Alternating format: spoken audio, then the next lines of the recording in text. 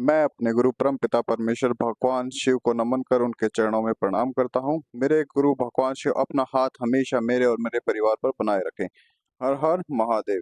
आज हम आपको बताएंगे कि हमारी साधना के दौरान हमारा अखंड दीप बुझ जाए या हमारा ब्रह्मचर्य खंडित हो जाए तो क्या हमारी साधना खंडित हो जाती है या नहीं। ध्यान पूर्वक सुनना। बहुत से बच्चे साधक क्या करते हैं, जब उनकी साधना में अखंड दीप दीप बुझ जाए या ब्रह्मचर्य टूट जाता है तो वो अपने मन में इस बात को घर कर लेते हैं। ये उनके मन से जाता ही नहीं है कि उनकी साधना खंडित हो गई है। जो साधक ने बच्चे ने संकल्प लिया था वो पूर्ण नहीं हो पाया है। चाहे आपने 11, 21 या 41 दिन की साधना कर रहे हो या फिर एक दिवसीय साधना कर रहे हो, संकल्प तो टूट गया है ना। उस समय जो साधक बिना गुरु ज्ञान के साधना करते हैं वो डर जाते हैं और अपनी साधना को वहीं छोड़ देते हैं। वो घबरा जाते हैं, कहीं देवता नाराज न हो, नाराज तो नहीं हो गए हैं, कहीं मुझ पर देवदोष तो नहीं लग गए हैं, कहीं मेरा कोई अहित ना हो जाए, मेरी साधना खंडित हो गई है। आप घबराएं नहीं, इस तरह आपकी साधना खंडित नहीं होती है। मैं बताता हूँ कि आपकी साधना किस प्रकार खंडित होती है। ध्यान से सुनना। अगर मैं आपको पहले बताना चाहूंगा, जो भाई हमारे इस मंत्र चिकित्सालय चैनल पर नया आया है वो हमारे इस चैनल को लाइक करे, सब्सक्राइब करे, शेयर करे, ताकि आपके साथ साथ आपके भाई बंधु, आपके परिवार वाले भी अपनी समस्याओं का निवारण ढूंढ सके और आध्यात्म जीवन में आगे बढ़ सके। हमारा पहला पॉइंट था, जब हमारा अखंड दीप बुझ जाए तो हमें क्या करना चाहिए, क्या हमारी साधना खंडित हो जाती है या नहीं होती है। ध्यान से सुनना। जब आप अपनी पूजा साधना करते हो तो अखंड दीप जगाते हो। मैं ये किसी साधक के लिए ही नहीं, अपितु मैं उन सभी भाई बहनों को भी बता रहा हूँ जो अपने घर में अखंड दीप जगाते हैं। जैसे कि नवरात्रों में माता की चौकी लगती है और 9 दिन के लिए अखंड दीप जगता है, वो भी ध्यान पूर्वक सुनने। जब आप अखंड दीप जगाते हो तो उसे संभालना भी होता है। जैसे उसमें घी डालना होता है, तेल डालना होता है, बाती को ऊपर करना होता है, सुबह शाम पूजा आरती करनी होती है। ये सब कार्य एक अखंड दीप में किए जाते हैं। जब आप अपने अखंड दीप को छोड़ करके कहीं चले जाते हैं, कहीं उनसे दूर चले जाते हैं और पीछे से आपका दीप अगर बुझ जाता है तो ये समझे कि आपकी साधना, आपकी पूजा खंडित हो गई है। अगर अगर कोई व्यक्ति या बच्चा आपके दीपक को बुझा देता है, आपने ध्यान नहीं रखते हो, तो भी आपकी साधना खंडित हो जाती है, क्योंकि वो दीप आपकी जिम्मेवारी है, उसको जागृत रखना। वो किसी कारण से बुझना नहीं चाहिए। वो आपकी गलती है जो आपने उन्हें संभाला नहीं। इससे भी आपका दीप खंडित हो जाता है, आपकी साधना खंडित हो जाती है।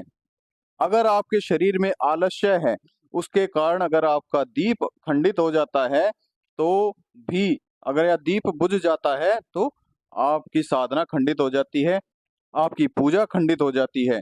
अगर किसी साधक से दीप की बाती संभालते समय दीप बुझ जाता है तो घबराए नहीं। उस समय आपकी साधना खंडित नहीं मानी जाती है, क्योंकि आप उसे संभाल रहे थे। आप अपने उस दीप को तुरंत ही जागृत करें। आप माँ जगदम्बा से और या फिर बाबा से, आप जिसकी भी पूजा कर रहे हो या जिसके लिए भी आपने अखंड दीप जगाया है, उनके सामने नाक रगड़ करके माफी मांगे, अपने ईष्ट से गुहार लगाएं कि उनसे उन्हें माफी दिलाएं, ताकि उनसे ये गलती दोबारा ना हो सके, या फिर हमसे जो भी गलती हुई है उसे हमें क्षमा प्रदान करा सकें। आप अपने उसी भाव से अपनी साधना करते रहें, क्योंकि देवता आपके भाव से प्रसन्न होते हैं, ना कि आपके आडंबर से, दिखावे से। आप उनकी उसी प्रकार सच्चे मन से सेवा करते रहें। इसमें आपकी साधना या आपका दीप खंडित नहीं माना जाता है। हमारा दूसरा पॉइंट था, साधना के समय हमारा ब्रह्मचर्य खंडित हो जाता है तो हमारी साधना खंडित मानी जाती है या नहीं। किंतु इसमें भी सिचुएशन देखी जाती है। ध्यान से सुने। जब आप साधना के दौरान किसी स्त्री को गंदी नजर से देख कर उसके साथ संबंध बनाने की सोचते हो तो आपकी साधना खंडित हो जाती है। आपकी सोचने मात्र से ही आपकी साधना खंडित हो जाती है। अगर आप साधना के दौरान अश्लील वीडियो देखते हो तो भी आपकी साधना खंडित हो जाती है।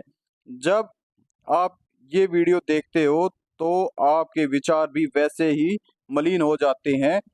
आप पूजा करते समय, ध्यान करते समय आपके विचारों में भी ये सब गंदगी पैदा होने लगती है, जिससे आपकी साधना खंडित हो जाती है। इससे आपको देव दोष लग सकता है। देव दोष लगने के सबसे ज्यादा चांस होते हैं। अगर आप पर एक बार देव दोष लग गया तो आप समझिए इसे हटाना बहुत ही मुश्किल होता है, मतलब कि ना के बराबर ही होता है। जैसे कि आपने देखा होगा, मैंने भी देखा है, तकरीबन जो लड़के होते हैं, व्यक्ति होते हैं, वो अपना टाइम पास करने के लिए किसी मार्केट में या फिर किसी चौक चौराहे पर या कॉलेज स्कूल के सामने खड़े हो जाते हैं और वहां पर वो लड़कियों से गलत कमेंट्स करते हैं, गंदी नजर से देखते हैं, हीन भावना से देखते हैं। अगर उस साधना के दौरान आप अगर उनके साथ वहां रहते हो और उनका इस कार्य में साथ देते हो तो भी आपकी साधना खंडित हो जाती है। मैं एक बात और बताना चाहूंगा, अगर आप ग्रस्त जीवन से हैं तो आप अपनी पत्नी के साथ सो सकते हो, उसके हाथ का खाना भी खा सकते हो, यहाँ तक कि आप उनके साथ ग्रस्त जीवन में भी जा सकते हो, यानी कि संभोग भी कर सकते हो। यहाँ पर आपकी साधना खंडित नहीं मानी जाती है, क्योंकि आप शादी करते समय, 7 फेरे लेते समय आपने इन्हीं देवताओं को साक्षी मानकर इन्हें अपनी पत्नी स्वीकार किया है। यहाँ पर आपको माफी मिल सकती है, आपकी साधना भी खंडित नहीं होती है। अगर आप अपनी पत्नी के अलावा किसी और स्त्री के साथ करते हो या उनके साथ जाते हो, आपका सर्वनाश निश्चित है, कोई भी नहीं बचा सकता। ये सब जानकारी एक गुरु ही आपको प्रदान कर सकता है। इसलिए हम आपको बार बार कहते हैं कि बगैर गुरु के आप कोई भी साधना सेवा ना करें। गुरु का होना बहुत ही जरूरी है।